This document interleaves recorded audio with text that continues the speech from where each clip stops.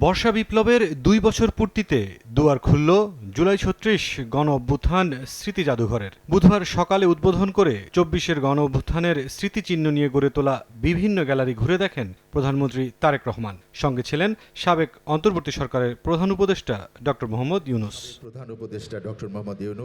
পরে উদ্বোধনী অনুষ্ঠানের আলোচনা সভামঞ্চে আসেন সরকার প্রধান। বলেন, ফ্যাসিস্টদের মুখোশ উন্মোচন করবে জুলাই জাদুঘর। আজকের ঐতিহাসিক জুলাই গণ অভ্যুত্থান স্মৃতি জাদুঘর ভবিষ্যতের প্রজন্মের সামনে তাদের পূর্বসূরিদের সাহসী ইতিহাস যেমন তুলে ধরবে, অপরদিকে তাদের সামনে উন্মোচিত হবে বিতাড়িত ফ্যাসিস্টদের মুখোশ।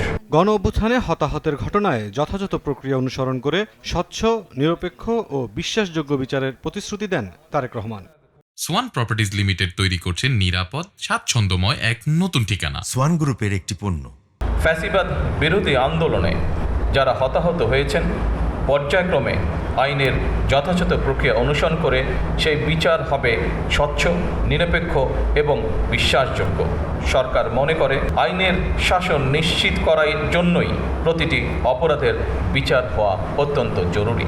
বিগত ১৭ বছর এবং জুলাই আন্দোলনে যে মানুষগুলো শহীদ হয়েছেন, গুম খুনের শিকার হয়েছেন, সরকার সিদ্ধান্ত গ্রহণ করেছে তাদের নামে তাদের এলাকায় যে কোনো একটি প্রতিষ্ঠানের নামকরণ করা হবে। প্রধানমন্ত্রী বলেন, পলাতক ফ্যাসিস্টদের ফিরে আসার পথ তৈরিতে অহেতুক ইস্যুর মাধ্যমে পরিস্থিতি সৃষ্টির চেষ্টা করছে কেউ কেউ।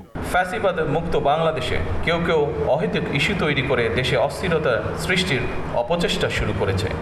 এসব পরিস্থিতি তৈরি করে তারা নিজেদের অজান্তেই পতিত পরাজিত পলাতক স্বৈরাচারের পুনরুত্থানের পথ সুগম করছে কিনা সেটি মনে হয় ভেবে দেখা প্রয়োজন আমাদের। জুলাইয়ের চেতনায় কাঙ্ক্ষিত দেশ গড়তে সরকার কাজ করছে বলেও জানান প্রধানমন্ত্রী।